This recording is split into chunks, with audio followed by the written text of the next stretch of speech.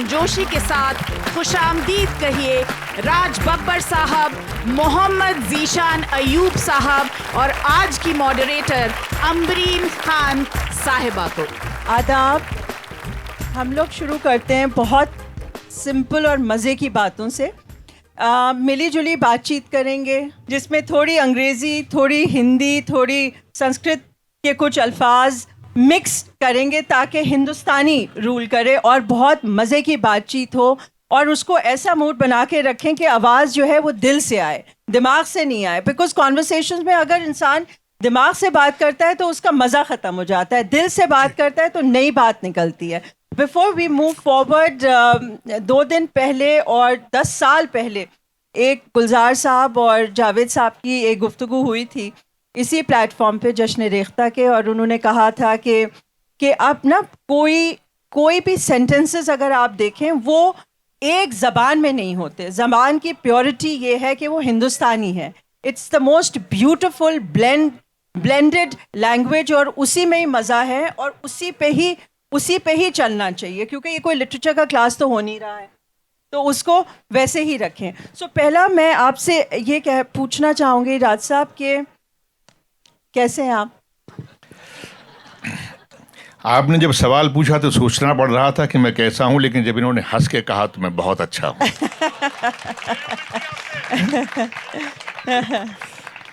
और ज़ीशान, क्या हाल चाल है? मैं तो जी मुरारी का हाल बढ़िया है, लोगों ने बता ही दिया। और मैं तो बहुत ज़्यादा एक्साइटेड हूँ कि यहाँ पे आया हूँ। बहुत सालों से चल रहा था, कभी मौका नहीं लग रहा था। इस बार आए हैं और इतने सारे लोग हैं, देख के बहुत खुशी हो रही है। मैं एक चीज़ बहुत जेंटली कन्फेस करना चाहती हूँ कि मैं 2 कॉलेजेस में पढ़ाती हूँ, एक तो जामिया में और एक जिंदल यूनिवर्सिटी में। और वहाँ पे एक चीज़ मैंने ये बहुत प्रोमिनेंटली नोटिस करी है कि किसी को भी बुला लें, कोई एक्टर हो, कोई फिल्म डायरेक्टर हो, कभी इम्तियाज़ आते हैं, कभी विद्या बालन आती हैं, अब राज साहब इंशाल्लाह आएंगे और ज़ीशान आएंगे। हर बार ये होता है कि बच्चे जो हैं वो पूरी तैयारी करके आते हैं, उनको हर चीज़ एक चीज़ मालूम होती है, किससे? गूगल से। तो मैं ये कहूँगी ज़रा गूगल से हट के कोई ऐसी बात बताएं जो हम लोगों को गूगल नहीं बताता है। राज साहब आप शुरुआत करें, ऐसी चीज़ बताएं अपने बारे में जो गूगल को अभी तक पता नहीं है।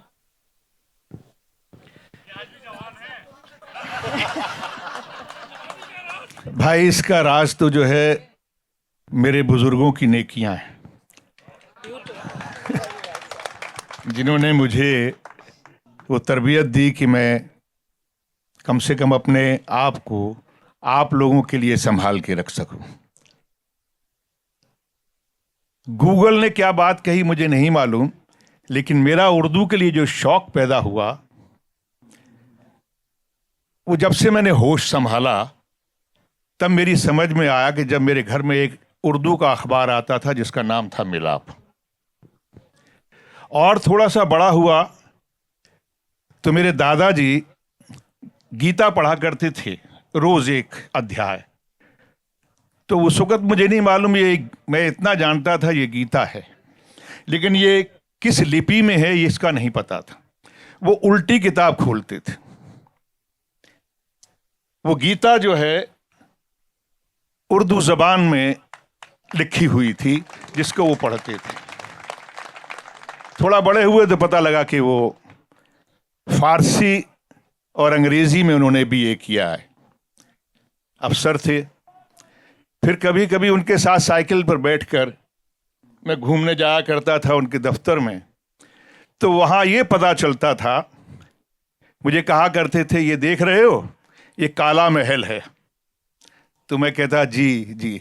मुझे काला महल इसलिए याद था कि वहाँ पर रोज शाम को जब भी संडे को या सैटरडे को कि हम कीमे के भल्ले खाने जाया करते थे, वो वहाँ बना करते थे। तो मैं शाम से अंदाज़ा लगाता था कि ये काला महल है। दिन में जब गया साइकिल पे तो पता लगा ये वो काला महल है, वो पीपल मंडी है जहाँ गालिब पैदा हुए थे। तो साइकिल के डंडे पर बैठकर मैंने गालिब का घर देखा। और जब बड़ा हुआ, जब मैं 8वीं क्लास पास कर चुका, तो मैं ताजगंज की तरफ जाना शुरू हुआ तब लोगों ने ये कहा कि ये नज़ीर अकबराबादी का घर है। यहाँ से मेरी तरबियत शुरू हुई और मेरी समझ में नहीं आया कि उर्दू किसकी ज़बान है, उर्दू हिंदुओं की ज़बान है या उर्दू मुसलमानों की ज़बान है।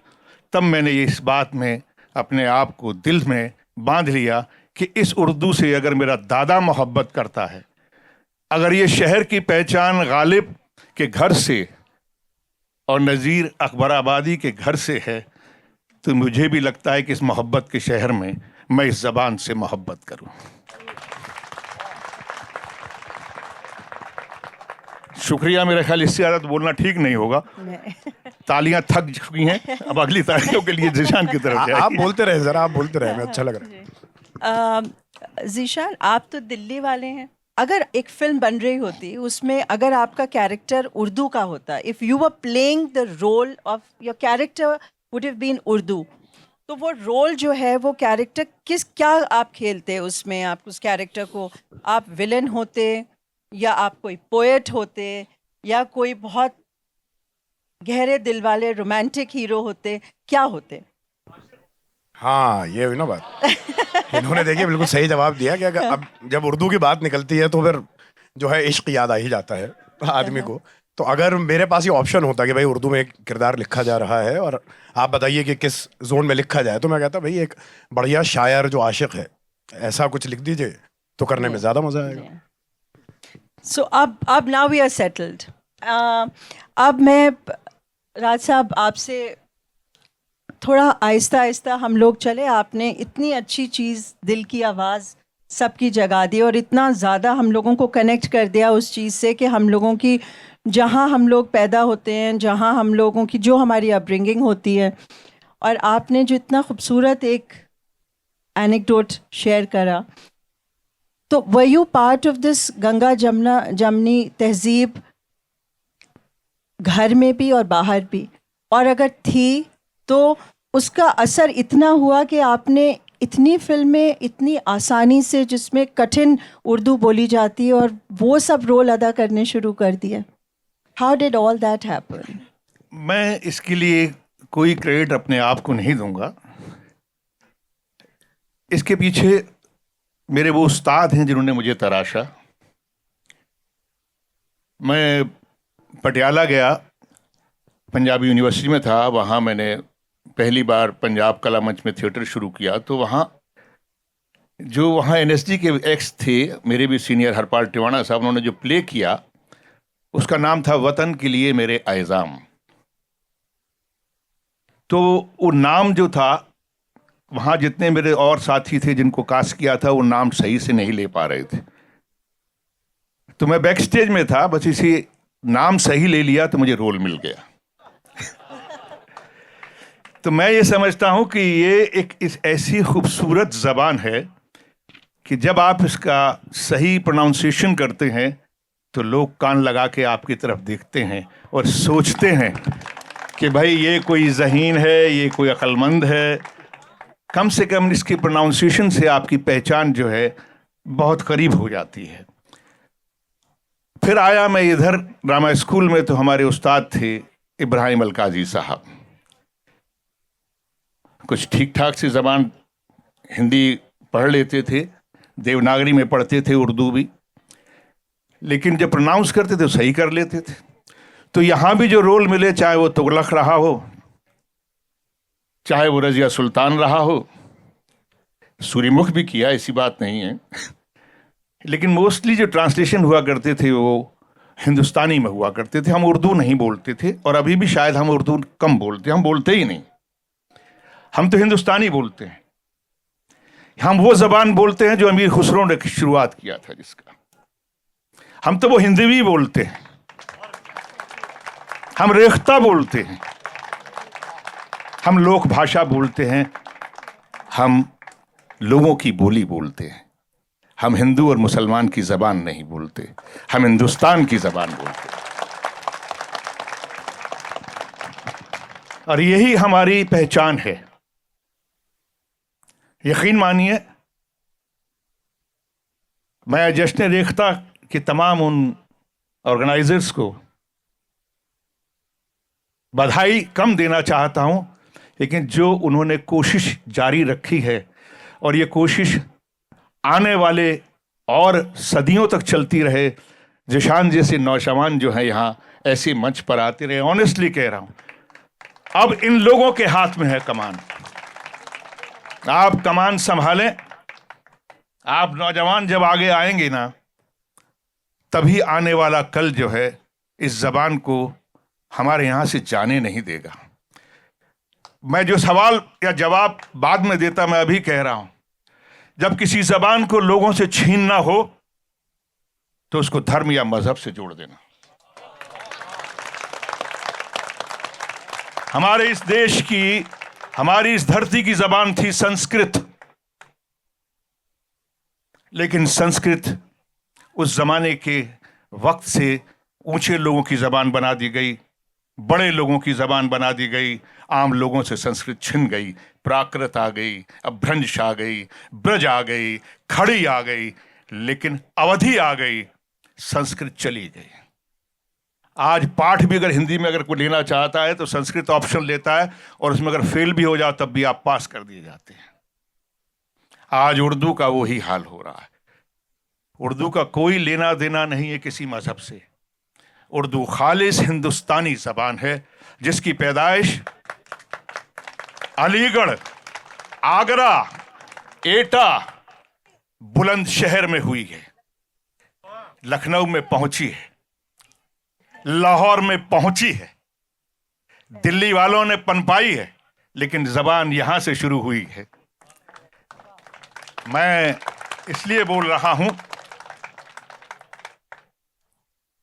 कि उसका असर आपको देखने को मिलता है।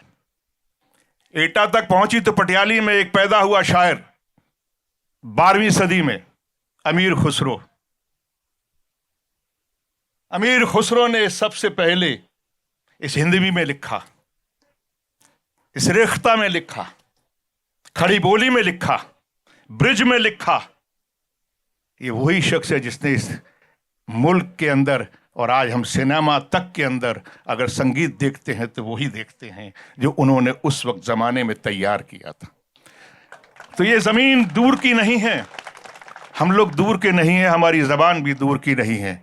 इसको कैसे वापस लाना है, एक बार फिर से, अभी मैं कुछ दोस्तों के साथ बैठा था, बड़ी अच्छी बात कही कि जश्न रेख्ता ने एक बहुत बड़ा कमाल किया है।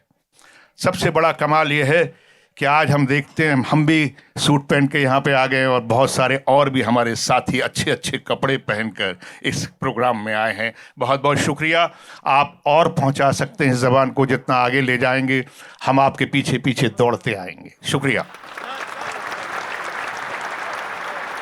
अब ज़ीशान, हम आपसे ये पूछना चाहेंगे, जैसे राज साहब ने कहा कि भाई आपकी रिस्पॉन्सिबिलिटी है, आप हैं, जेनजी हैं, टू टेक दिस फॉरवर्ड। तो मेरा सवाल आपसे ये रहेगा कि आपने कितने रोल्स करे, और आप बहुत चूज़ी हैं अपने रोल्स के। कहीं आपको बहुत पैसे मिल रहे थे, आपने वो मना कर दिया कि मैं नहीं करूँगा, और मैं ऐसे रोल्स करूँगा चाहे मुझे पैसे कम मिलें, लेकिन मुझे सोशल रिस्पॉन्सिबिलिटी की तरफ मेरा रुझान ज़्यादा है। तो उसकी आवाज़ कहाँ से आती है? गट से आती है, दिल से आती है, या जहन से आती है? और ये इस तरीके की चॉइसेस जब इंसान करता है तो उसका बैकग्राउंड क्या होता है? आई थिंक बड़ा ज़रूरी आपने सवाल पूछा, और ये जो चॉइस है ये गट से, दिल से, इन सारी चीज़ों से ज़्यादा आई थिंक तरबियत से आती है कि किस तरह से आप किस माहौल में पले बड़े हैं। तो जैसे आप जिक्र कर रही थी गंगा जमनी तहजीब का, तो अच्छा एक बात मैं पहले ही बता दूं कि बड़ा अजीब है कि मुझे उर्दू पढ़नी नहीं आती। मतलब मैं उर्दू बोल सकता हूँ, मैं समझ सकता हूँ, अच्छे से समझ सकता हूँ, उस पर बात कर सकता हूँ, लेकिन मैं पढ़ नहीं पाता। लेकिन ये तरबियत थी जो अपने फादर से मैं जब सुनता था, जो उनका नाम मोहम्मद अयूब था, और वो उर्दू के बहुत अल्फाज इस्तेमाल करते थे और हम सुनते थे। और ननिहाल मेरा जो है वो भार्गव था, तो बिल्कुल हिंदी और हिंदुस्तानी जिस ज़बान की हम बात कर रहे हैं वो जो है मिली जुली भाषा में ही मेरी तरबियत हुई है, मैं उसी में पला बड़ा हूँ। तो जब भी कोई उसको हल्का सा भी तोड़ रहा होता है, जो अनफॉर्चुनेटली काफ़ी वक्त से चल रहा है। तो एक मुझे अपनी जिम्मेदारी लगती है कि अगर मुझे कुछ एक बड़ी खूबसूरत चीज़ मिली है, मैं अगर एक सच्चा और असली हिंदुस्तान मैंने देखा है, तो मेरी जिम्मेदारी है कि आगे आने वाली नस्ल को, आगे आने वाले वक्त को मैं अगर उसमें उसका कोई भी हिस्सा एक छोटा सा भी दे सकूं, तो मैं उसको अपनी जिम्मेदारी मानता हूं। पैसा तो कमा लेंगे, पैसे का क्या है, थोड़ी ये दुआएं और खुशियां जिस तरह से लोग धूप में भी बैठे हैं, ये कमाना ज़रूरी है, तो हो जाएगा। क्या बात। राज साहब, आपके मेंटोर्स, कुछ आपने डायलॉग्स, मतलब हमें मालूम है इतनी सफाई से आप उर्दू बोलते हैं कि मुझे शर्म आ रही है कि मुझे अपना और रिवीजन करना चाहिए था। मैंने जूही से कहा, उनकी बेटी यहाँ बैठी हुई, कि भाई आपके अब्बा मेरी धज्जियाँ ना उड़ा दें स्टेज पे। कहने लगी नहीं, बिल्कुल हल्का हाथ रखें, तो वो हल्का हाथ रखेंगे, भारी हाथ रखेंगे तो फिर मुश्किल में पड़ जाएंगे। लेकिन अब मैं भी क्या करूँ, आदत से मजबूर हूँ, थोड़ा थोड़ा उनको हल्के हल्के साथ लेके चलेंगे। सो राज साहब, कौन थे इतने ख़ास मेंटोर्स जिनको आप इस प्लेटफॉर्म पे याद करना चाहते हैं? उनका क्या कंट्रीब्यूशन रहा? आपके इतने ज़बरदस्त फादर इन लॉ थे, उनका ज़हीर साहब, उनका उस माहौल का क्या कंट्रीब्यूशन रहा? कुछ इंसान अपने आप अपने लिए करता है, उस चीज़ के, सब चीज़ों के बारे में जो इससे जुड़ी हुई हैं, उसके बारे में बताएं। देखिए, ये सवाल इन्होंने ना तो हल्का रखा है, ये सवाल बहुत तवील कर दिया है, लंबा कर दिया है कि इन्होंने कुछ छोड़ा नहीं। जिशान, अगर तुम्हें घूम फिर के आना है तो आ जाओ। मैं सुनने में लगा हूं सर, मुझे बहुत मजा आ रहा है। दरअसल ये सच है कि बहुत सारे, जैसे मैंने कहा, मेरे बहुत उस्तादों ने मुझे तराशा है। एक बड़ा नाम और है जो शायद जो रेडियो के लोग हैं, मुझे इसलिए याद आया जब आपने कहा भार्गव, तो मैंने कहीं ना कहीं, हो सकता है शायद आपकी नानी जी के साथ में काम किया हो रेडियो पे। सरोज भार्गव नाम जी हाँ। क्या बात। और मैं ड्रामा स्कूल में ही था जब मैं छुट्टियों में कुछ थोड़ा बहुत काम के लिए रेडियो से, मैं अभी सेलेक्ट नहीं हुआ था, लेकिन मेरी आवाज़ में मुझे छोटे छोटे रोल मिल जाते थे। और उसका ज़बान को और तराशा हमारे उस्ताद होते थे दीनानाथ माथुर, दीना भाई, जिन्होंने हमें बहुत तराशा, बहुत छोटे छोटे नुक्तों से हमें समझाया। पॉजेस जो ख़ास चीज़ है उर्दू के अंदर, हिंदुस्तानी ज़बान के अंदर, जो बाद में हम मकालमों में इस्तेमाल करते हैं, संवादों में इस्तेमाल करते हैं, ये पॉजेस ज़बान के हैं। और इस ज़बान के पॉजेस को सिखाने वाला अगर मुझे कोई उस्ताद मिला तो वो दीनानाथ माथुर जी थे, जो रेडियो के थे, उन्होंने इन पॉजेस के पीछे की जो एक अहम, जो आप दिलीप कुमार साहब की ज़बान में देखते हैं जब वो डायलॉग बोलते हैं, तो वो जो पॉजेस आते हैं, वो पॉजेस बहुत कुछ कहानी कहते हैं। और ये कहानी मैंने जो सीखी इन पॉजेस के बीच की, वो दीनानाथ माथुर जी से सीखी। आपने जो कहा, जिस तरह से ये कुछ जब नेक नियति होती है ना, मैंने कहा ना कि नेक नियति का बहुत असर होता है मेरे बुजुर्गों की। कुछ मेरी सोबत जो है वो ऐसी शख्सियत से हो गई, यानी जिनको मैंने, या उन्होंने मुझे अपना पति मान लिया और मैं उनके घर में आ गया। और इसमें मैं ये कह सकता हूं कि मुझे बहुत अच्छी चीज़ें, उनके बड़े बड़े नाम सुनने को मिले, क्योंकि सज्जाद ज़हीर साहब का नाम बहुत बड़ा नाम था। वो नाम ही नहीं था बल्कि एक दौर था, और अपने आप में ऐसे शख्सियत जो ऑक्सफोर्ड यूनिवर्सिटी में थे, वहाँ से पास करने के बाद में वो बात कहना है, मैं ये नहीं कहूँगा किस पार्टी को ज्वाइन किया, लेकिन लेफ्ट की आइडियोलॉजी को बर्नार्ड शाह से मुतासिर होकर, बर्नार्ड शाह ने उन्हें लेफ्ट की आइडियोलॉजी में जिनको डाला, वो ऐसा शख्स जो हिंदुस्तान के अंदर, जो नेहरू जी के साथ पे उनका सेक्रेटरी भी रहा, और एक ख़ास पार्टी को चलाने के लिए उनको हिंदुस्तान और पाकिस्तान जो बन गया बाद में, उसकी जिम्मेदारी दी गई। वो बात दूसरी रही कि पाकिस्तान के लोगों ने उनको सजाए मौत सुना दी, लेकिन दुनिया में इतना ज़्यादा तहलका मचा के वो सजाए मौत उम्र कैद में बदल गई और हिंदुस्तान वापस आए, बड़ी मुश्किल से आए। मैं शुक्रिया अदा करता हूँ अपनी बेटी जूही बब्बर का कि जिसने रज़िया सज्जाद ज़हीर साहिबा और सज्जाद ज़हीर साहब की उस ज़िंदगी की कहानी को उसने थिएटर में, नाटक में उतारा। और ये कहानी उसके घर वालों की नहीं है, ये कहानी उसके नाना नानी की नहीं है, बल्कि एक दौर की है, एक मिशन की है, एक ज़बान की है, ज़बान की नेकियों की है। और वो नेकियां जो हमें ज़िंदा रखती हैं, हमें इंसान बनाती हैं, ये उस इंसानियत की कहानी है। और मैं इसलिए उसका शुक्रिया कर रहा हूँ कि मैं बहुत मुतासिर हूँ सज्जाद ज़हीर साहब से, इसमें कोई दो राय नहीं। और शायद यही वजहें हैं कि जिसकी वजह से मेरे एक और साथी बैठे हैं, अपासी में हैं, अतुल तिवारी जी। इनके वालिद साहब भी बहुत बड़े इंसान हैं, लखनऊ के थे, अब्बा के बहुत करीबी थे। और आज तक ये शख्स अपनी नेकियां अपने वालिद ने जो सिखाई हैं, जो दी हैं, उस तरबियत को भूल नहीं पाया। आज भी बेहतर काम करता है, उसको कोई दीगर काम करने के उसकी कलम ही नहीं चलती। तो ऐसे जो लोग होते हैं, इनकी सोबतें जो हैं वो आपको बनाती हैं। और मेरी ज़िंदगी के अंदर ऐसे बहुत सारे लोग आए। आज अपनी साहबा आप भी आई हैं। आप यकीन मानिए, मैं आपसे झूठ नहीं बोल रहा हूँ कि इतनी लहीमी, इतनी शाइस्तगी किसी में हो नहीं सकती। जब इनकी कलम चलती है तो इंडियन एक्सप्रेस में देख के हम लोग डर जाते हैं। मैं डरा हुआ था इनसे, लेकिन मेरा डर आपने कम कर दिया। आपने वाकई हल्के हल्के चलना शुरू किया है। शुक्रिया आपका, ऐसे ही चलते रहे। थोड़ा तेज उधर चलिए। चलें, अब इधर तेजी दिखाते हैं। नहीं उधर रहिए। ज़ीशान, ये बताइए जी कि आप इतने दिलेर हैं, इतने बेबाक और इस कदर तेज़ी से चलने वाले हैं, हाँ, और आप दोनों में कॉमनैलिटी ये है कि आप दोनों एक ही नेशनल स्कूल ऑफ ड्रामा के हैं। दोनों का पैशन सिमिलर है कि भाई इस कदर मोहब्बत है अपने काम से कि थिएटर हो या कोई सीरियस कोई सोशल इशू हो, कोई रियल इश्यूज हो, उसको पिक करना, उसको ज़्यादा इम्पोर्टेंस देना और वो रोल ग्रैब करना।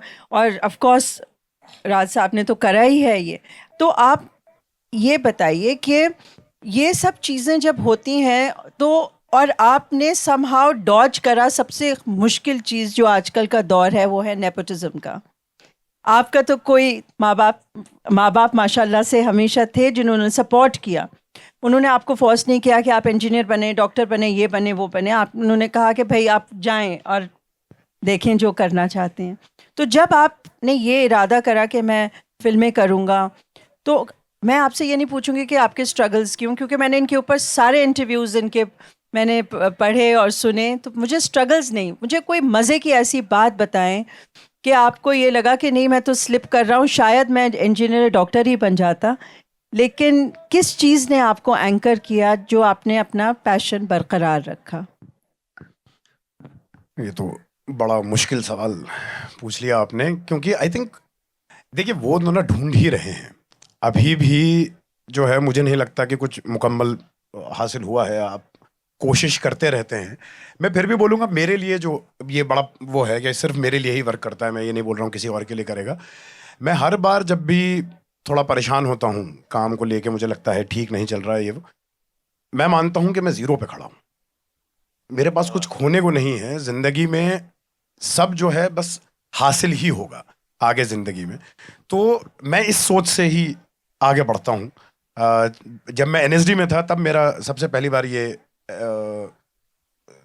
ये सोच आई थी मेरे अंदर। मैं सर पहुंचा NSD और पहले 6 महीने में जब अपने बाकी बैचमेट्स को देखा तो एकदम हमें लगा कि भाई कोई गाता कमाल है, कोई जो है उसकी बॉडी पे कमाल कंट्रोल है, किसी का मेकअप में हाथ कमाल का है, कोई कारपेंट्री वगैरह के हम आरी चलाना सीख रहे हैं, उसने कुछ स्कल्पचर बना के सामने खड़ा कर दिया। मतलब इतना टैलेंट आसपास देख के ईमानदारी की बात मैं ओवरवेल्म हो गया, मैं घबरा गया तो मुझे लगा मैं शायद इस फील्ड के लिए बना ही नहीं हूँ। वहाँ पे पहली बार ये थॉट जो है अंदर आया था कि भाई आप जीरो पे हैं, ये दुनिया है, किसी को कुछ साबित करने की ज़रूरत नहीं है, अपने लिए काम करो, सीखते चलो, क्या है कुछ ना कुछ तो मिलेगा, नहीं मिलेगा तो कम से कम ये सीखने को मिलेगा कि क्या नहीं करना है ज़िंदगी में, आगे तो बढ़ें। तो मैं इसी अप्रोच से बस बढ़ता हूँ। सो एनएसडी आपके वक्त और एनएसडी आपके वक्त क्या तब्दीलियां आई हैं? देखिए, तब्दीलियां तो बेसिकली एक जो है एक निरंतरता है, एक जर्नी है। वक्त के साथ बहुत सारी नई नई चीज़ें आते हैं, नए नए तौर तरीक़े आते हैं, सिलेबस आते हैं। लेकिन एक जो सिक्का अलकाजी साहब जिस तरह से एनएसडी को बना कर गए और जो सिलेबस का जो एक सबसे अहम जो एक था, नुक्ता कहें आप क्या कहना चाहते हैं मैं नहीं जानता, वो ये था कि डिसिप्लिन। और दूसरी बात, मुझे कुछ कहने की ज़रूरत नहीं है, ज़ीशान साहब ने अपनी ज़िंदगी में ये एहसास किया है और आज उसी के ऊपर आप काम कर रहे हैं और यकीन रखिए आप आगे बढ़ते रहेंगे।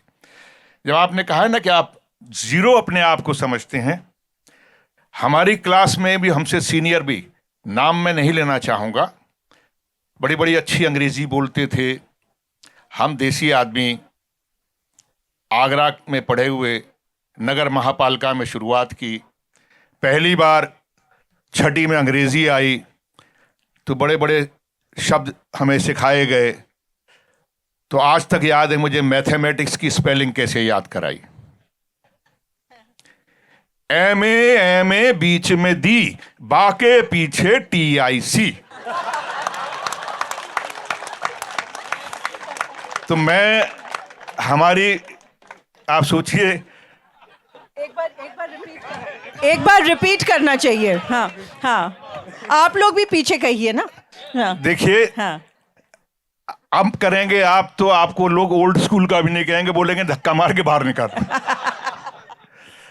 वो थी MA बीच में दी, बाके पीछे TIC।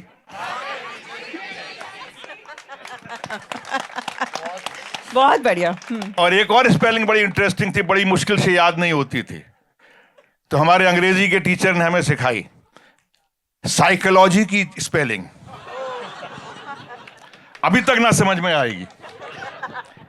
पिसाई, पिसाई, पिसाई चौलोगी, CHO। अलकाई साहब बड़े अंग्रेजीदां जितने आते थे, बड़े सही तरीके के लोग थे। हम उनको देख के कॉम्प्लेक्स खा गए, हमें लगा हमें तो कुछ आता ही नहीं, हम इनका मुकाबला नहीं कर पाएंगे। वेस्टर्न ड्रामा की क्लास होती थी, ऐसे फर फर बोलते थे, फर फर लिख के कागज दे देते थे। हम अभी सोचते ही रहते थे, क्योंकि हम सोचते हिंदी में थे फिर अंग्रेजी में लिखते थे। हाँ, और मेहनत भी कर नहीं पाते थे जब तक क्लास खत्म हो जाती थी। तो खैर ऊपर वाले का करम था, ठीक हो गया। वो कुछ इस तरह हुआ, मैंने कोई ड्रामा स्कूल में इम्तिहान नहीं दिया रिटन में। ज़ीशान साहब, मैं वाहिद अकेला स्टूडेंट हूँ वहाँ का, क्योंकि मुझे जाते ही कुछ मालिक का करम था कि मुझे रोल बहुत मिल गए। जाते ही जैपनीज प्ले ये बार आ गई, उसमें काम करने को मिल गया। हमारे 2 एक्टर जो हैं उनको नहीं मिला, सीनियर थे, वो एक्टिंग छोड़कर डायरेक्शन में चले गए। तो बहुत कुछ हुआ हमारे ज़माने में, और हमारा दिमाग ख़राब हो गया पहले साल के बाद ही। जो उस वक्त नए दौर का 70s 80s में शुरुआत हुई थी, हिप्पी कल्चर आ गया था, तो हम भी कुछ ऐसे ही अपने ज़िंदगी में मस्तियाँ ले रहे थे। अलकाजी साहब समझ गए कि इसका दिमाग ख़राब हो गया है, और उन्होंने हमें कोई रोल नहीं दिया। शुरुआत हुई, हमें एक रोल नहीं मिला, और एक रोल नहीं मिला, और उसमें हमारे कुछ ऐसे साथियों को अंधा युग धर्मवीर भारती का प्ले हो रहा है और हमें कुछ नहीं दिया, और हम तरसते रह गए, हमें दो ना दिया। तो उन्होंने एक कोरा कागज लिया, बोले if you want to become an actor, अगर जिंदगी में एक्टर बनना चाहते हो और कुछ करना चाहते हो तो ये कोरा कागज देख रहे हो, तुम सिर्फ अभी यही हो। And that was the training. वो मेरी जिंदगी की शुरुआत थी। मैं समझ गया कि राज बब्बर, जिंदगी में कभी ये मत समझ लेना कि तुमने कुछ कर लिया। जब ये लगे कुछ नहीं हो रहा है तो क्योंकि तुम यहां कोरा कागज बन के खड़े हो गए हो, अब यहां पे कुछ लिखना शुरू करो। और जिंदगी यही है, हर दौर में आता है, हर वक्त में आता है। मेरे साथ भी ऐसा हुआ, बहुत हुआ। लेकिन अब मैं यही कहता हूं कि जो एक आपकी जिंदगी की जो एक सच्चाई है और जो आपकी प्रोग्रेस है वो यही है कि निरंतर चलते रहो। कंटिन्यूटी जो है उसकी, वही एक चीज है जो आपको बनाती है। बाकी कोई चीज, ये तालियां आपकी, अगर आपको एक बात अच्छी लगी तो बहुत जोर की मारेंगे, नहीं तो चुपचाप सुनते रहेंगे। तो इससे बेहतर है कि हम लोग अपनी कोशिश करते रहें। कितनी बार मैं कोशिश कर रहा हूं कि मैं अपने पैमाने पर सही उतरूं, ज़ीशान भी कर रहे हैं, लेकिन हम पूरी कोशिश दोनों करते रहेंगे, आपको तालियां आपसे लेके रहेंगे। ज़ीशान के ऊपर अब प्रेशर आ गया। Undue pressure. ज़ीशान, आप बताएं, एनएसडी से क्या लिया आपने? आपने एग्जाम दिए थे? हाँ हाँ, मुझसे सारे एग्जाम लिए थे। अच्छा। मैं इतना गिफ्टेड उस तौर पे नहीं था। और एनएसडी में क्या सीखा, मुझे लगता है एनएसडी का जो एक बड़ी खूबसूरत चीज़ मुझे जो एक्सपीरियंस हुई इन सारी चीज़ों में, 3 साल में बहुत कुछ चीज़ें थी जिनसे इंट्रोडक्शन करवा दिया गया। बहुत गहरी ट्रेनिंग हमारे वक्त में जिस तरह से चल रहा था कि ज़्यादा फोकस जो है वो छोटे छोटे कोर्सेज 20-20 दिन वाले, 1-1 महीने वाले, इस तरह के लिए टीचर्स आते थे ऐसे वक्फे के लिए, और उसके बाद आप जो हैं वो क्लास करते थे, फिर अगली क्लास आ जाती थी। उसने बहुत परेशान भी किया, पर वो थोड़ा एक ऊंट वाली हालत हुई कि ना सारा जो है गटकते चले गए कि इससे जो है स्टोर करके रखेंगे और ये आगे सस्टेन कराएगा। और फिर वो खाने के जुगाली वाला भी हिसाब था कि भाई जब निकले तब फिर हमें मौका मिला कि अच्छा ये वाले फॉर्म हमें ज़्यादा अच्छी लगी, ये वाला स्टाइल में हमें लग रहा था कि हमें कुछ अपने अंदर मिल रहा है, कोई तब्दीली महसूस हो रही है, और उसके ऊपर हम काम करते गए। तो एनएसडी ज़्यादा ये था कि वो भंडार 3 साल में मैं यहाँ खड़ा हूँ, और जिसके लिए मुझे कहीं हो सकता है ट्रैवल करना पड़े, कहीं जाना पड़े, तो मॉस्को आर्ट थिएटर का डायरेक्टर जो है वो आके आपको पढ़ा रहा है, रॉयल शेक्सपियर अकेडमी से वहाँ का डायरेक्टर आके आपके साथ प्ले बना रहा है।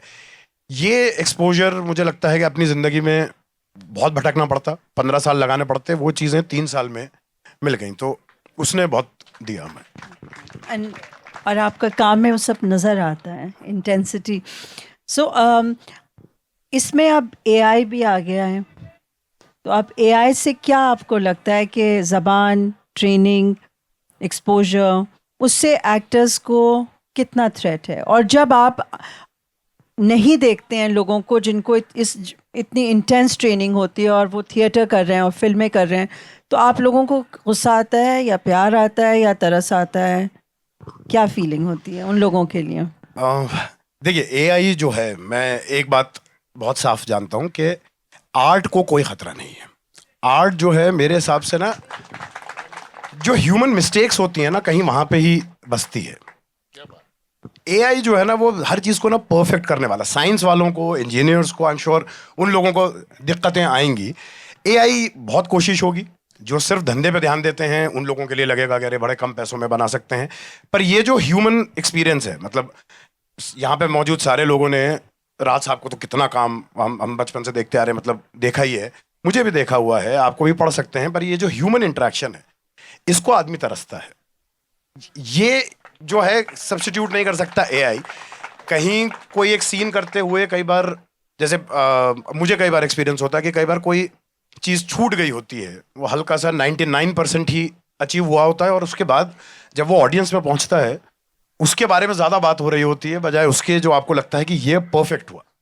क्योंकि आई थिंक एक्टर के तौर पे ये, आई थिंक ज़्यादातर एक्टर इस बात से रिलेट करेंगे जो यहाँ पे भी बैठे होंगे, थिएटर कर रहे होंगे या फिल्म्स या जो भी, कि जिस दिन आपको लगता है कि आप स्टेज पे गए थे और आपने आज तो आग लगा दी, आज पता नहीं क्या कर दिया है, ऑडियंस का रिएक्शन बड़ा ठंडा सा कि हाँ नहीं बढ़िया था, सही था, ठीक था। और जिस दिन लगता है कि भैया पता नहीं स्टेज पे क्या कर रहा है आज, तो कुछ कंट्रोल में था ही नहीं, उस दिन जो है वो मैजिक क्रिएट होता है। तो एआई आर्ट को कोई खतरा नहीं देगा। पेंटिंग पेंटर ही बनाता है, हर पेंटर की इंडिविजुअलिटी होती है जो उस पेंटिंग को स्पेशल बनाती है। वो एआई जो है वो मिला के मिक्स करके नहीं क्रिएट करेगा, तो आर्ट सेफ है। आपके काम की इतनी तारीफ़ें हो रही हैं, स्पेशली अभी जो आपने नया करा है, उसमें नेगेटिव रोल करा आपने निशान जी में, और मैंने सब रिव्यूज़ उसके पढ़े, आउटस्टैंडिंग रिव्यूज़ हैं उसके। तो आप मैं ये आपके बाद राज साहब से वो सवाल पूछूंगी। नहीं पहले नहीं, उनसे नहीं, मैं उनसे बाद में, because I have a reason. तो मैं आपसे ये पूछूं कि वो जो नेगेटिव रोल आपने जो करा वो उसमें आई नो लोग कहते हैं कि शाहरुख खान ने भी करा, उन्होंने भी करा, इन्होंने भी करा, तो हम क्यों नहीं कर सकते। तो वो नेगेटिव रोल आपको लेने में कोई क्या फैक्टर था जो आपने डिसाइड करा कि मैं ये करूँगा? और इसमें आप आउटस्टैंडिंग से भी, इतने बढ़िया रिव्यूज़ आपके हमेशा आते हैं, लेकिन ये आउटस्टैंडिंग रिव्यूज़ जो इसमें आए हैं उसका क्या था? हाँ चलिए वैसे ही करते हैं। अच्छा, और एक अपना बढ़िया सा डायलॉग। ऐसे करना तो थोड़ा दिक्कत हो जाएगी। नहीं तो देखिए, मैं ना इस तरह से सोचता नहीं, मैं ना बहुत ज़्यादा करियर प्लानिंग वाला आदमी हूँ नहीं। कोई अगर मुझसे पूछता है ना कि भाई एक हफ्ते बाद का क्या प्लान है, मैं कहता हूँ भाई मुझे नहीं पता, कुछ तो करेंगे ही, एक हफ्ते बाद अगर रहे दुनिया में तो कुछ कर ही रहे होंगे। मैं उस तरह सोचता हूँ, नेगेटिव से करियर पे कुछ इम्पैक्ट पड़ जाएगा, ख़राब अच्छा, ऐसा नहीं था। मैं थोड़ा अगर आपको बताऊं तो पिछले 3 साल में ना मैं हो गया था थोड़ा बोर।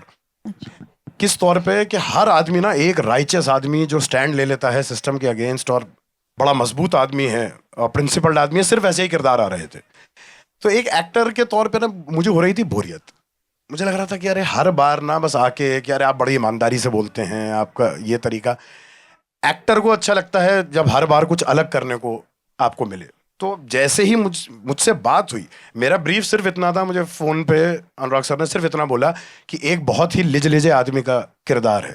मैंने कहा सर मैं कर रहा हूँ। उन्होंने बोला स्क्रिप्ट, मैंने कहा मुझे पढ़नी नहीं, लिजा है ना, खराब आदमी है ना। उसने कहा बहुत खराब। मैंने कहा करप्ट है तो इवन बेटर। हाँ, मैंने कहा ये मैं पक्का कर रहा हूँ। तो इतने आसानी से मैंने ये कर ली जी। अब मेरा इशारा आपको पता ही है कि किधर जा रहा है। जब आप इतने बड़े हीरो बने, धड़ाधड़ आपकी फिल्में सुपर हिट हो गई, सबसे पहले तो और इतने हैंडसम, मैं जूही से कही थी योर फादर वाज सो माशाल्लाह हैंडसम एंड स्टिल इज़, कि सब लोग बिल्कुल ड्रूल करते थे, और वो हीरो मटेरियल जो है वो इंसाफ का तराजू कर रहे हैं। आपने क्या कोई मज़े की उससे जुड़ी हुई भी बात बताइएगा कि कहीं लड़कियां खड़ी हों और डर गई हों? देखिए, इसका जवाब जो है वो जीशान साहब ने दे दिया है। जीशान, सॉरी, मैं जीशान छोटी की मात्रा लगा रहा हूँ, मुझे माफ़ कर देना भाई, मैं पहले अपना यहाँ प्रोनाउंसिएशन सही कर लूँ। जीशान, इन्होंने जवाब दे दिया है बिल्कुल। इन्होंने जिस तरह से कहा, मैं वो कहना चाहिए ना, ओल्ड स्कूल का आदमी अपनी बात कह देता हूँ। मैं थिएटर से निकला हुआ आदमी, एनएसजी से पहले मैंने कोई काम फिल्मों का नहीं किया था, और मेरे अंदर एक चैलेंज लेने की आदत थी। जब अलकाई साहब को गुस्सा आ जाता था या कोई बहुत प्यार आ जाता था तो कुछ ऐसे टेढ़े सीधे रोल देते थे। मुझे मृच्छकटिका में एक प्ले है मिट्टी की गाड़ी, जिसके अंदर मुझे ना शर्वलक दिया, ना मतलब कोई ऐसा मेन रोल नहीं दिया, और मुझे विदूषक दे दिया, जो कॉमेडियन सपोज टू बी, और जो मेरे बारे में आज तक कोई मानता ही नहीं कि मैं कॉमेडी कर सकता हूँ। और वो प्ले जो है वो उज्जैन में ओपन हुआ, और प्ले की हेडलाइंस ये थी कि वो प्ले जो है मैत्रेय से पहचाना गया, यानी विदूषक से पहचाना गया। कि विदूषक जो है उस जमाने, विदूषक जो है संस्कृत प्ले के अंदर वो होता है जो आम आदमी की बात कहता है, वो आम आदमी को रिप्रेजेंट करता है राजा के दरबार में। तो वो कुछ इस तरह की चीज़ थी, मुझे बहुत ही घर कर गई, और मैंने बहुत जी जान से वो काम किया और इसका असर मुझे मिला। फिर बाद में भी कुछ इस तरह के रोल मिलते रहे। एल्बर्ट्स ब्रिज था, वो एक किसी मेरे एक साथी का डायरेक्शन का जो है वो था, प्ले था, तो उसमें जब मैंने किया तो वो ना नेगेटिव था ना पॉजिटिव था, उसको समझने वाला समझे। एक बहुत अच्छे एक्टर थे हमारे यहाँ मनोहर सिंह जी, उन्होंने look back in anger play था वो किया था, और जो सपोज टू बी हीरोइन नहीं, जब दो हीरोइनों का एक हीरो था, और उस शख्स ने वो प्ले जब किया तो एक के लिए नेगेटिव था, एक के लिए पॉजिटिव था। तो ये मेरी बात समझ में आई। अलकाई साहब ने, जॉन ऑसबर्न का प्ले है, बहुत अच्छा नाटक है, और जितनी भी उसके बाद में मैंने एक बार मजाक में जावेद अख्तर साहब से भी कह दिया था, मैंने कहा साहब आपका जो विजय जो है वो तो लुक बैक इन एंगर से निकला हुआ है, मतलब जॉन ऑसबर्न की पैदाइश है। तो मजाक में कहते हैं ऐसा नहीं है, लेकिन ये सच भी है। तो कभी कभी जो है अच्छी बातें अच्छे लोगों से बात करते हुए समझ में आती हैं। मेरे दिमाग में एक चीज़ आ गई, मैं यूनाइटेड प्रोड्यूसर टैलेंट कॉन्टेस्ट में सेलेक्ट हुआ, काम दे नहीं रहे थे। एक दिन चोपड़ा जी ने बुलाया, यार मेरी जो है वो जीनत से बात हो गई है। इससे पहले 2 फिल्में, बड़ी बड़ी फिल्में थी, मुझे निकाल दिया गया था। वो छोड़िए ना कुछ, वो कल की बातें हैं, उसके बाद में सरवाइव करेगा। तो वो खैर कोई और एक्टर आ गया था बीच में? अरे एक्टर नहीं आए थे, बड़े आदमी आए थे। नाम भी बता दीजिए। तो खैर बड़े लोगों का नाम लेते हुए डर लगता है भाई। तो वो खैर वो नहीं रही, तो मेरे गई मेरे पास आई जीनत, वही मेरी जीनत से बात हो गई, वो कर रही है। अब क्या कर रही है, ना कभी मुझसे डिस्कस किया ना कोई बात हुई। मैंने कहा हाँ जी हाँ जी हाँ जी। मैंने उसको बोल दिया है कि भाई मैं 2 लड़के नए लूँगा। तो उन्होंने कहा हाँ जी, जैसी कोई दिक्कत नहीं है मुझे। बोल के हाँ जी हाँ जी हाँ जी, वेरी गुड सर। मैंने कहा आगे कुछ बताएं, क्या करना है, मुझे कुछ करना है। मैं गया, मैंने कहा शायद कुछ नहीं कह रहे, तो मैं गया, पाँव छुए। मैंने कहा अच्छा सर, बहुत बहुत नहीं, मैं तो बताता हूँ, 3 दिन में बता दूंगा। मैंने कहा पता लग गया जी मुझे कहा राज ये ले स्क्रिप्ट, ये रोल करना है। अब यकीन मानिए मुझे नहीं मालूम कि कौन पॉजिटिव है, कौन हीरो है, कौन हीरोइन है, क्या जीनत कर रही हैं। जीनत का नाम ज़रूर उसमें है, मुझे किसी का नहीं पता, कुछ नहीं मालूम। मैंने अपने रोल को पढ़ा और पढ़ने के बाद में कहा मैं ये रोल करूँगा, और मैंने किया। ऊपर वाले का करम, चोपड़ा जी की जो आशीर्वाद, वो जहाँ भी बैठे होंगे, मतलब मुझे ये कहते हुए कोई शर्म नहीं है कि मेरे माँ बाप ने मुझे राज बब्बर नाम दिया, और चोपड़ा जी ने इस राज बब्बर को पहचान दी। I have all the credit to him. उन्होंने मुझ पर भरोसा किया, मैंने उस रोल को किया। मुझको नहीं मालूम कि बाद में कितनी लड़कियां डरी, लेकिन मुझे एक कहानी ज़रूर पता है। जब मैं उसका प्रीमियर देख रहे थे, विज्ञान भवन में था, मेरी माँ भी साथ में गई थी। हम लोग देख रहे थे फिल्म। पहले गए, स्टेज पे गए, सबको हाथ जोड़े, कौन हमें जानता था, जीनत को जानते थे, उसको तालियां मारी, हम नीचे उतर आए। फिर पिछले गेट से आके चुपचाप आके बैठ गए। फिर उसके बाद में सारी फिल्म के अंदर मुझे जितनी गालियां पड़ी हैं, मतलब आप दिल्ली वालों की गालियां जानते हैं ना, यहां मत देना, लेकिन सोचना जाके कितनी मोटी मोटी गालियां पड़ी थी मुझे। और वो गालियां पढ़ने के बाद में हमने टैक्सी की थी, गाड़ी वाड़ी तो थी नहीं, टैक्सी की, हम गए बैठ के, तो मेरी माँ ने हाथ पकड़ के रोना शुरू कर दिया। पंजाबी में उसने कहा मुझसे, पुत्र असी थोड़ा खा लांगे, तू एहो जे काम ना करिया कर।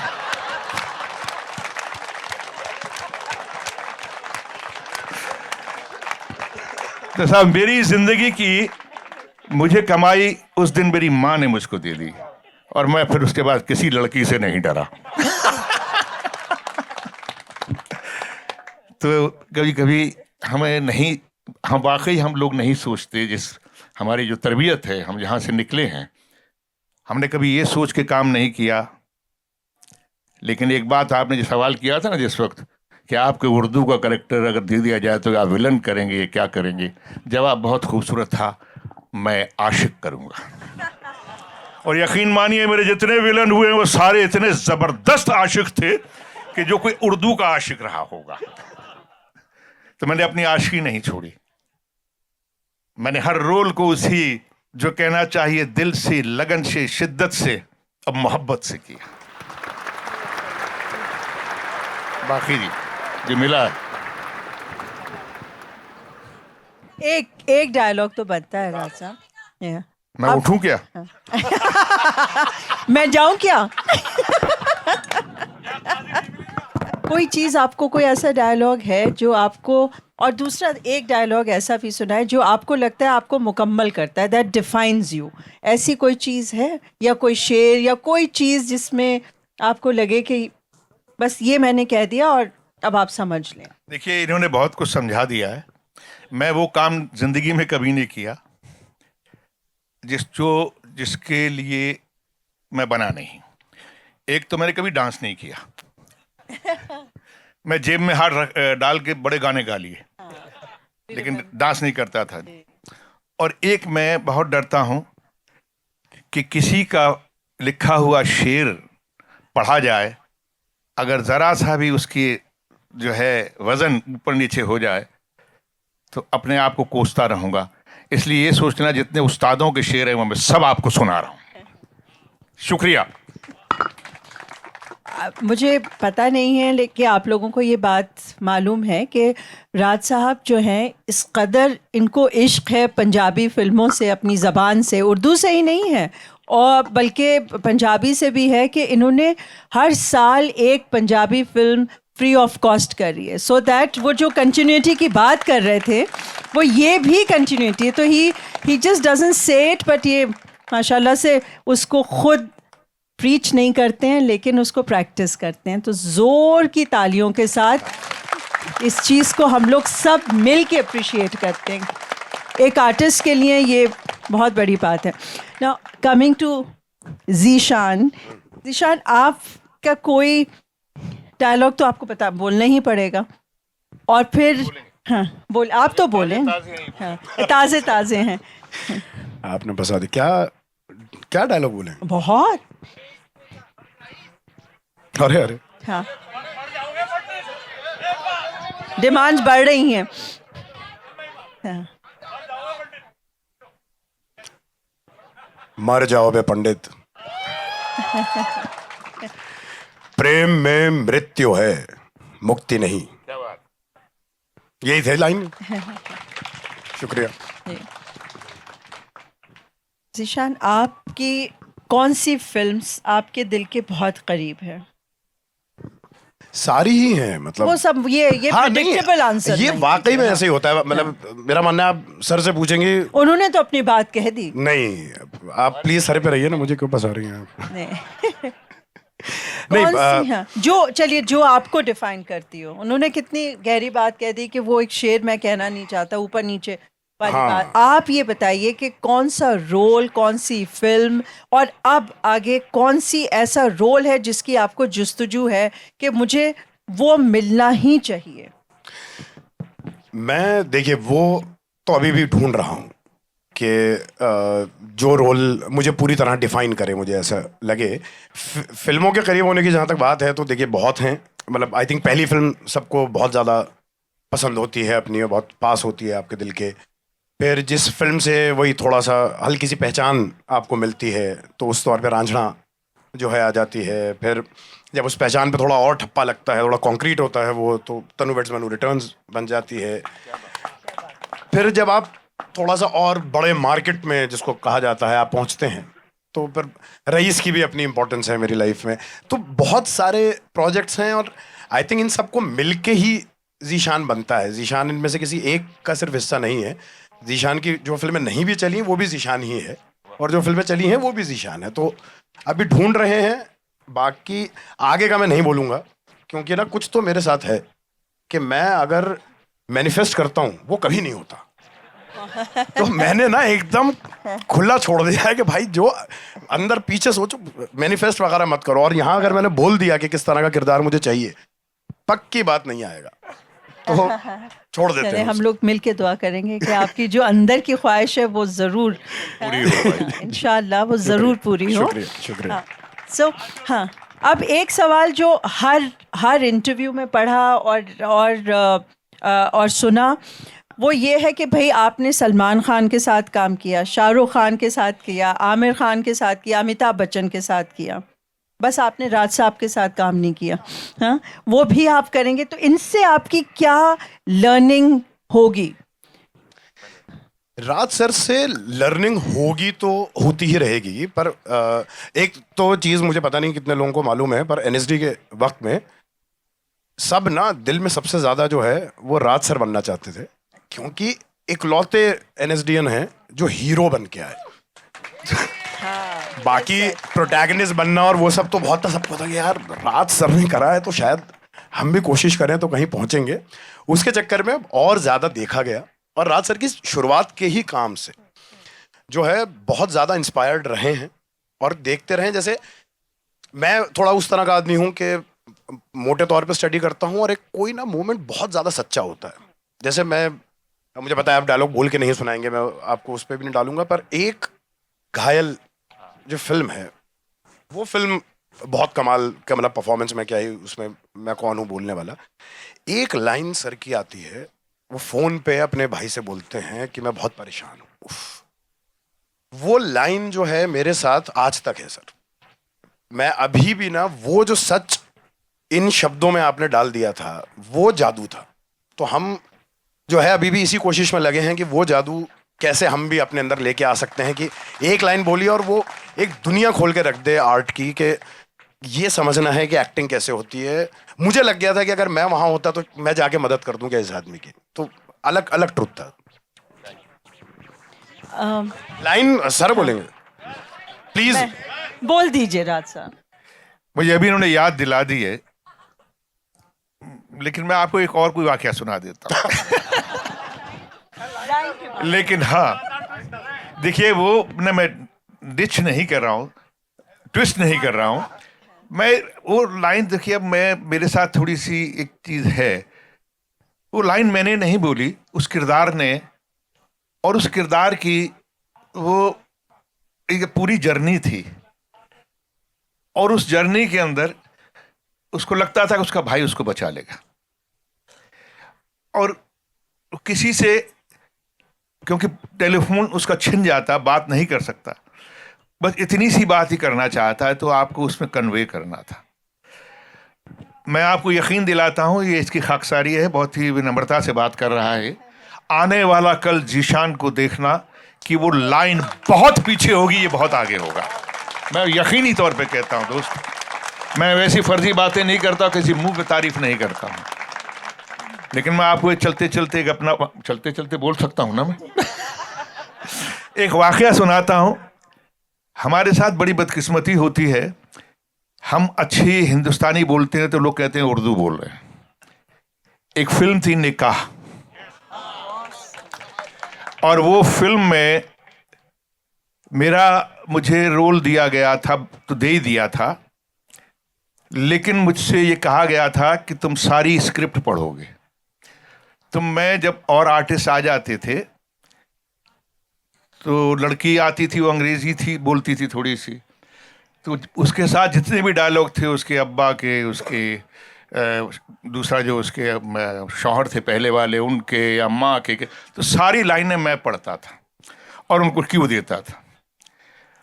दूसरे एक और हमारे साथ में हमारे दोस्त थे हीरो, वो भी उनको उर्दू सिखाने के लिए, उमर ख़याम साहब उस वक़्त हमारे राइटिंग डिपार्टमेंट में थे, वो सिखाते थे। तो हम लोगों ने कुछ शरारत करी, वो आदाब उसमें बहुत था, तो आदाब तो ये था, तो लोग मजाक भी उड़ाते थे। तो मैंने तो नहीं डर के मारे, लेकिन मैंने किसी को कहा, मैंने कहा यार इनको सिखाओ ना, कुछ ऐसा सिखाओ कि जैसी सलमा एंट्री लें तो ये बोले। तो बाकायदा उनको सिखा दिया गया, वो सीख के आए और आते ही बोले ला हौल बिला क़ुव्वत। तो हम लोग कभी कभी ऐसी शरारतें कर लिया करते थे, और वो शरारत महंगी पड़ जाती अगर सलमा उठ के उनको कुछ मार देती तो बच गए। लेकिन दीपक ने आज तक याद रखा है, वो मुझे माफ नहीं करता। वो ये कहता है कि तुमने करवाया था, मैं कहता हूं मैंने नहीं करवाया था भाई। तुम्हारी उर्दू, तो इसलिए मैं कह रहा हूं कि भाई उर्दू का शौक पैदा करके यहां से जाना, लेकिन आदाब को कुछ और मत कह देना। धन्यवाद। अच्छा, अब थोड़ा आगे की तरफ बढ़ते हैं और एक सवाल है दोनों से, फिर क्वेश्चंस लेंगे। Raj sahab, we celebrate you as an actor, लेकिन एक अभिनेता नेता भी बने, तो वो ट्रांजिशन यूं हुआ था कि आपकी राजीव गांधी के वक्त आपने कांग्रेस ज्वाइन करी, वो क्या कॉन्वर्सेशन हुआ था जब हमको याद है क्योंकि वो हम उस ज़माने में हम लोग we were grown up and we were aware, वो क्या बात हुई थी जो उन्होंने आपसे कही और आपने उनसे कही कि वो ये डिसीजन हुआ कि आप कांग्रेस ज्वाइन कर रहे हैं? देखिए, ये वैसे कोई ऐसी छुपाने वाली बात नहीं। मैं लिखता लिखाता कहीं हूँ नहीं, बोलता कहीं हूँ नहीं। मेरी कुछ आदतें हैं कि जो पर्सनल सी चीज़ें होती हैं, हाँ, उनके घर वालों के साथ मैं ज़रूर डिस्कस की। मैंने राजीव जी के ज़माने में कांग्रेस ज्वाइन नहीं की, बल्कि मैंने राजीव जी के ज़माने में बड़ी खुलकर मुखालफत की, और मैं कुछ ऐसी सी चीज़ें बोला करता था। मैं उस वक्त वीपी सिंह साहब के साथ था, और मैं कैंपेन के अंदर कुछ ऐसी चीज़ें बोला करता था जो किसी के खिलाफ, व्यक्ति के खिलाफ नहीं होती थी, लेकिन मैं जो एक मकसद, जो एक सोच थी, मैं उसी सोच के साथ चल रहा था। मैं जब अपने स्टूडेंट जीवन जब था तो मैं SYS में था, समाजवादी योजन सभा। ये बात आज वाली नहीं, मैं सोशलिस्ट मूवमेंट में डॉक्टर लोहिया जी के ज़माने में मैंने ये स्टूडेंट मूवमेंट ज्वाइन किया था। मैं प्रेसिडेंट भी रहा। तो जहन में कहीं ना कहीं एक फितूर था कि सही रास्ते पर चलो उसमें।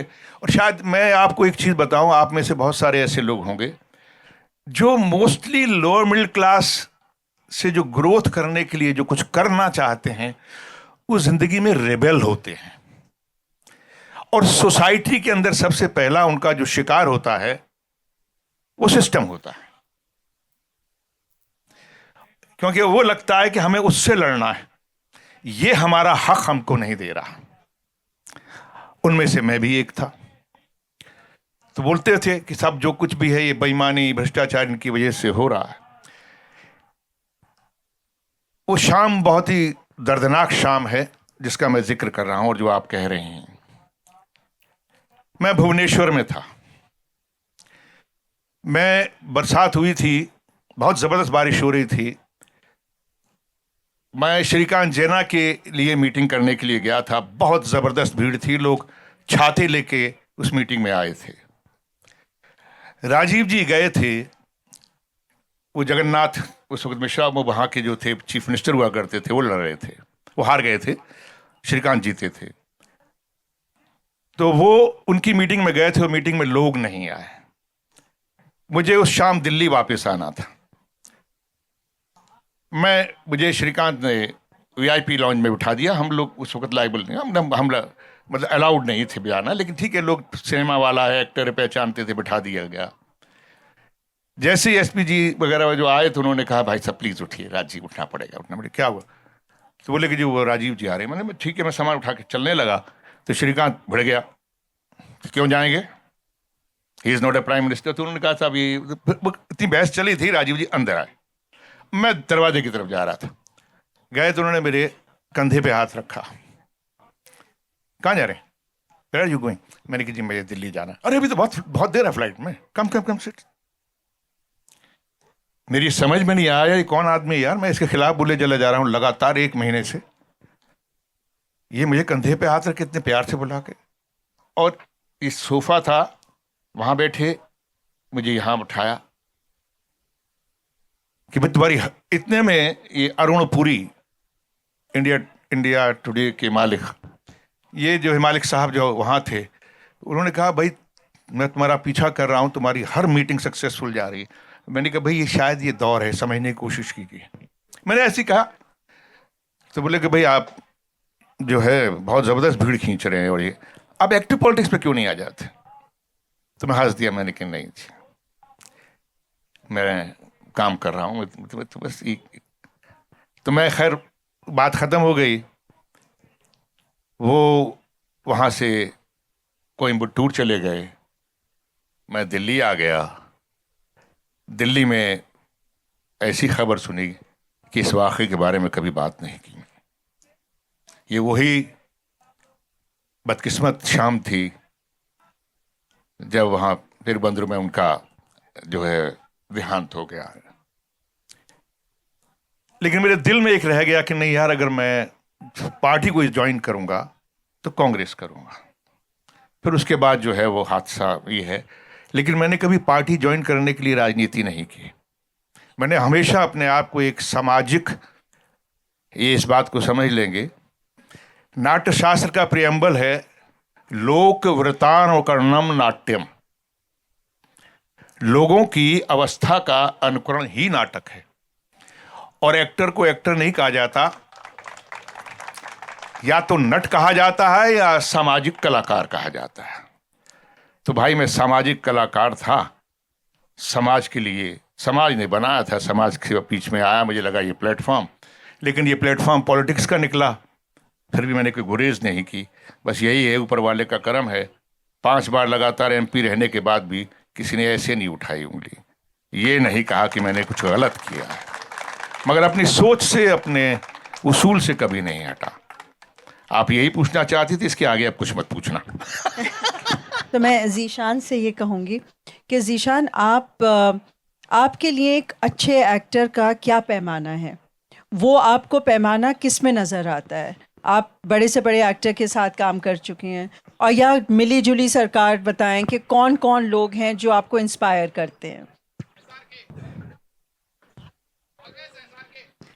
वो SRK से चलें, आप ये पूछना चाह रहे हैं SRK से क्या सीखा? शाहरुख खान। लेकिन अभी हम ज़ीशान की बात कर रहे हैं। देखिए, मुझे ऐसा लगता है कि जिस तरह का मैं इंसान हूँ, मेरे बहुत गुरु रहे, और कई जो है सामने से रहे, कई जो है मैं एकलव्य बना और सामने वो द्रोणाचार्य के तौर पे थे, और मैं उनको देख के, उनकी क्राफ्ट को देख के जो है इंस्पायर हुआ। और तो उसमें ना किसी एक का नाम ले देना, मुझे ना हमेशा ऐसा लगता है, नहीं 2-3 नहीं है, वो बहुत सारे हैं। जैसे खान ब्रदर्स, हाँ देखिए, मतलब वो 3 भी हैं, पर मैं कहूँगा मैं उससे पहले जाना चाहूँगा। हाँ, मतलब, इनका पैमाना। हाँ, मतलब जैसे राज सर हैं, उसी वक्त के। अब अजीब ये लगेगा कि ज़्यादातर लोग वो NSD वाले ही हैं, पर जैसे नसीर साहब हुए, ओमपुरी साहब हुए, आई थिंक नसीर, उसके बाहर जो है NSD के बाहर एक एक्टर हैं जिन्होंने मुझे बहुत ज़्यादा इंस्पायर किया है, वो हैं बलराज साहनी साहब। क्या बात है वो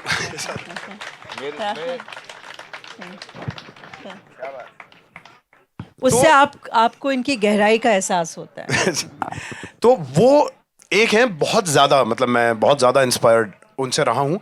और उसके बाद ना ऐसे मौके आते रहते हैं, और कई ऐसे भी एक्टर हैं जो उस तौर पे मुझे उनके बहुत सारे काम इंस्पायर नहीं करते, लेकिन कभी ऐसा होता है कि कहीं किसी का कोई एक सच होता है। जैसे मैं अभी बात कर रहा था, मैं उसमें जीने वाला आदमी ज़्यादा हूँ।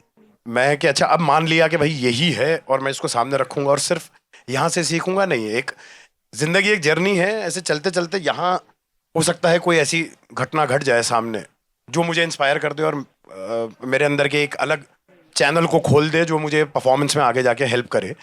मैं ऐसी ज़िंदगी ज़्यादा बिताता हूँ, और अनगिनत लोग हैं, बहुत ज़्यादा लोग हैं, मतलब बाहर के देश में भी हैं, पूरी दुनिया में हैं। That's fantastic. अब एक लफ्ज़ में बताएं कि कैसे आप उनको डिफाइन करेंगे। शाहरुख खान, आपने उनके साथ इतना क्लोजली काम किया, अब सब जनता मांगती है इस चीज़ को, तो क्या करें? जी, शाहरुख सर, अखलाक, शाहरुख सर। अच्छा, हाँ। और आमिर? सोच। अच्छा। सलमान खान? स्वैग। स्वैग आपने कहा था लल्लन टॉप में, कुछ और, कोई और बताएं, कोई और लफ्ज़। तेवर। इंटरेस्टिंग। और बच्चन साहब?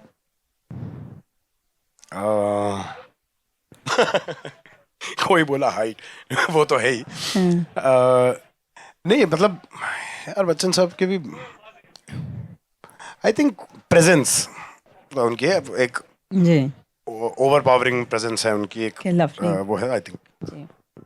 As we celebrate both the actors, NSDNs कहते हैं ना आप लोग अपने आप को, आप ये देखें कि इन्होंने मंच में मंच, जैसे अंग्रेजी में कहते हैं ना, they burnt the मंच, तो वही इन्होंने करा है दोनों ने। He did, So मैंने- kudos, हाँ, to both of them. Cinema then and now, cinema now and ahead. And this is what these two absolutely iconic actors. I am privileged. मैं बहुत डर रही थी, I'll be very honest, कि राज साहब, जैसे मैंने कहा, मैं जूही से कहा था, और मैं सब अपना अंडर आई मेकअप लगा के आई थी, क्योंकि आई रेड आप सब पढ़ा और सुने इनके इंटरव्यूज़, और राज साहब के तो इंटरव्यूज़ ये अब दे ही नहीं रहे हैं। तो it's an absolute privilege for all of us, Raj साहब, कि आप बात करी, वक्त निकाला और इस प्लेटफॉर्म पे आप इतना खुल के बोले। बहुत बहुत शुक्रिया। एंड ज़ीशान, आपके साथ तो सारा यूथ है, सारे हमारे कॉलेजेस के बच्चे सब दीवाने हैं आपके, तो मोर सक्सेस टू यू इंशाल्लाह टू दैट। हाँ, लेकिन अभी तो रैपिड फायर बाकी है। मैं छोटे छोटे सवाल पूछूंगी और आप स्किप नहीं कर सकते। तो पहला सवाल पहले किससे पूछा जाए? नहीं, राज साहब, ठीक है। हाँ, अब आप स्किप नहीं करेंगे ये। अब I've taken, अब मूड है, मूड है। Okay, Raj sahab, parliament then and parliament now. हमारे ज़माने में जब हम पार्लियामेंट में बैठते थे तो लोग अच्छे भाषण करते थे, आज पार्लियामेंट अच्छी दिखती है।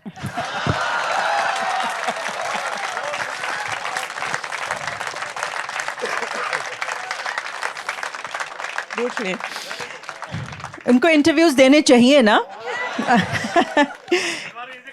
जी, एक क्रिएटिव क्वर्क आपका जो आपको लगता है जो है, वो अगर आप नहीं बताएंगे तो मैं जूही से पूछूंगी, इसलिए बेहतर है आप खुद बता दें। एक क्रिएटिव क्वर्क। देखिए, आपने लफ्ज़ पहले क्रिएटिव बोल दिया है, तो इसका जवाब तो हो ही नहीं सकता है, क्योंकि क्रिएटिविटी आदमी अपने लिए करता है, लेकिन तय आप लोग करते हैं। इसका जवाब आप दीजिए, कौन सा है? अरे देंगे भाई। अच्छा ज़ीशान, आप बताइए इनका क्रिएटिव क्वर्क। क्वर्क तो मुझे कैसे, मतलब लेकिन फिर भी इतने, हाँ, उस वक्त नहीं में नहीं, हमें, बातचीत से तो अंदाजा कुछ आप गेस करें क्या होगा। देखिए, क्वर्क के तौर पे नहीं, पर मुझे जो राज सर की परफॉर्मेंसेस को जी, देख के जी, जो जी, एक चीज जिससे मैं इंस्पायर हुआ था, मैं उतना बस बता सकता हूँ। एक बहुत इंपॉर्टेंट चीज कि राज सर ना, जो ऐसा लगता है ना एक लाइन सुन के कि ये तो सीधे तौर पे ऐसे बोली जाएगी, उसको फर्स्ट प्रोपोजिशन जो होता है वो कभी नहीं करते। कुछ जो एक अलग लेके आते हैं ना, आप बोलते हो कि हाँ मैं तो तैयार था कि ये लाइन तो ऐसे अभी लैंड कर जाएगी, पर ये ऐसे नहीं आई, ये कहीं अलग से आई है। तो आपको समझ में आता है कि एक्टर जो है वो एक पूरा वर्ल्ड उस कैरेक्टर के अराउंड जो है बना चुका है, वो कहीं पे भी जाके लेके आ सकता है। मुझे ये चीज सबसे ज्यादा इंस्पिरेशनल लगती है। क्वर्क मुझे नहीं पता साहब। सच तो ये है कि वाकई मुझे भी नहीं पता था, आज के बाद ऐसा ही करूंगा मैं।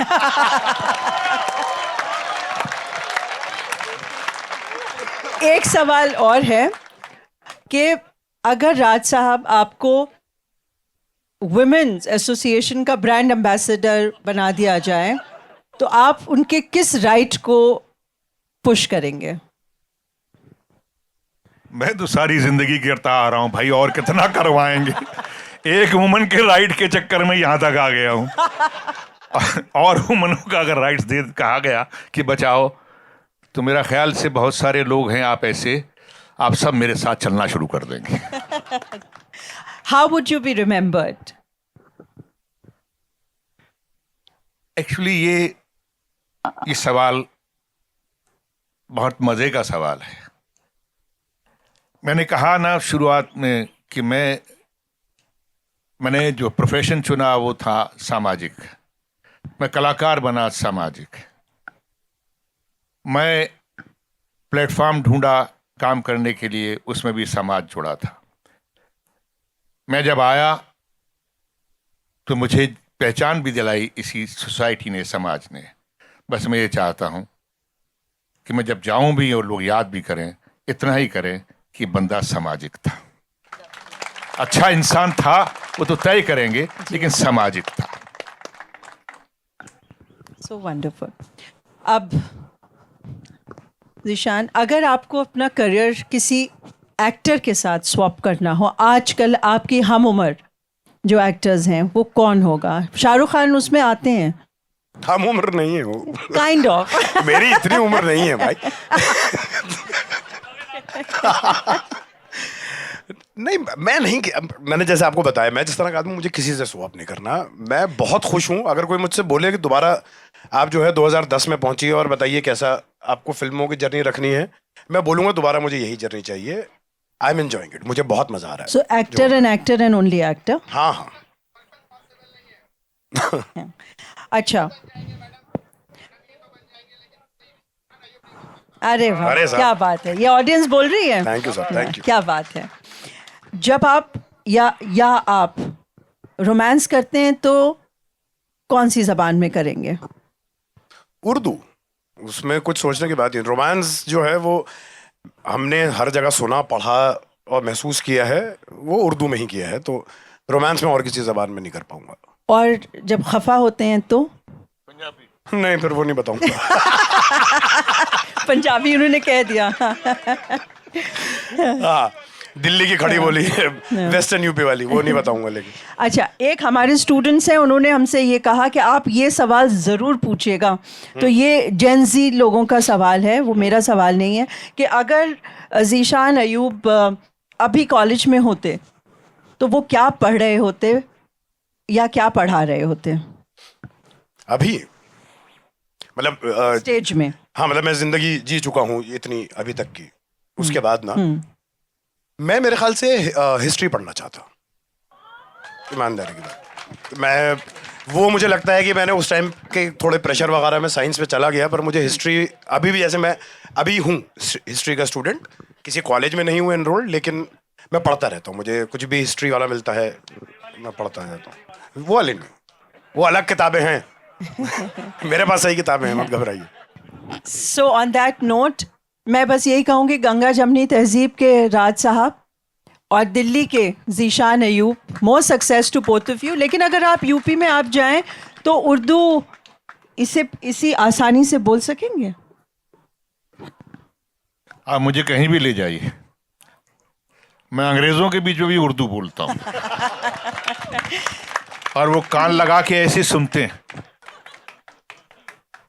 एक मंच पर अमृत सेन और मैं बैठे थे लंदन में, और सारे डॉक्टर्स ने बुलाया था, तो मुझे लगा यार मैं ऐसी अंग्रेजी सारी जिंदगी नहीं बोल सकता,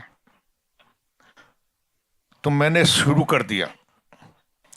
लेडीज एंड जेंटलमैन तक तो भाइयों बहनों जो होता है वो सब कर दिया। उसके बाद ऐसी उर्दू बोली कि जो आए मेरे पास में कि क्या आपने बोला है। यकीन मानिए सारे डॉक्टर हिंदुस्तानी थे, बिला वजह अपने पेंट कोट पहन के अंग्रेजी बोले जा रहे थे।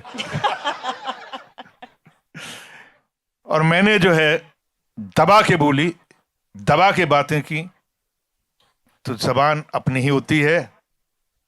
यूपी हो या बिहार हो, हिंदुस्तानी जबान बोलूंगा और हिंदुस्तानी ही बोलता रहूंगा और आखिरी दम तक बोलूंगा। बहुत बहुत शुक्रिया। चलिए, thank you. So I am sadly I have to end it, लेकिन अब आप उनको दोनों को कहें और इंटरव्यूज़ दें और खुल के बात जैसे करिए ऐसे करें। बहुत बहुत शुक्रिया।